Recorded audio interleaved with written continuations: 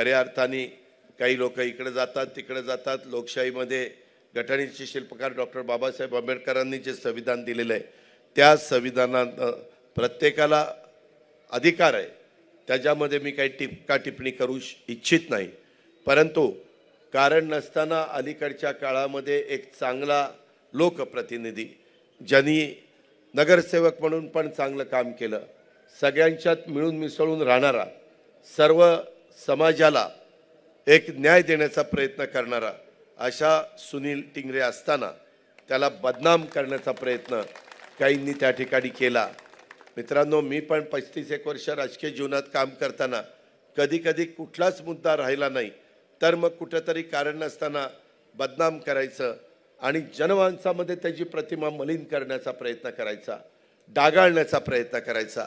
हे असले जे काही प्रकार आहेत ते प्रकार तुमच्या माझ्या राज्याला पुढे नेणारे प्रकार नाहीत. आणि त्यामुळं वडगाव शहरीकरांनो, तुम्हाला विश्वास ठेवला पाहिजे.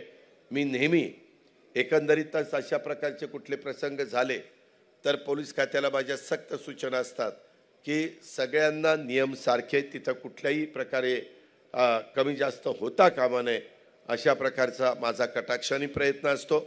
आणि प्रत्येक भागातली कायदा सुव्यवस्था चांगली ठेवण्याच्या करता एकनाथराव शिंदे, देवेंद्रजी फडणवीस, मी आणि आमचे सगळे सहकारी काम करत असतात. आजची कॅबिनेट झाल्यानंतर दुपारी आज मुख्यमंत्र्यांनी मीटिंग घेतलेली होती आणि सगळ्या CP आणि SP-ना VC-वर घेतलेलं होतं. आम्ही मंत्रिमंडळाच्या मीटिंगमधनं त्यांच्याशी बोलत होतो की काय करायचं. अलीकडच्या काळामध्ये ज्या वेगवेगळ्या घटना घडतात, कुठं आमच्या मायमाऊलीवर घडतात, कुठं आमच्या लहान मुलींवर घडतात, त्या अजिबात घडता कामा नये.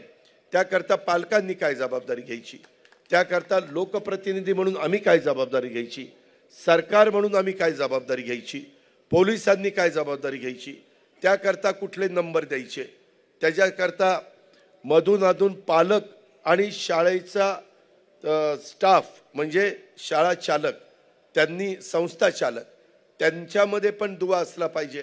आणि त्या प्रकारे असाच एकमेकांशी संवाद साधून कुठल्याही परिस्थितीत अशा प्रकारच्या घटना घडणार नाही ह्याबद्दलची प्रयत्न हा आमच्या महायुतीच्या सरकारचा चाललेला आहे.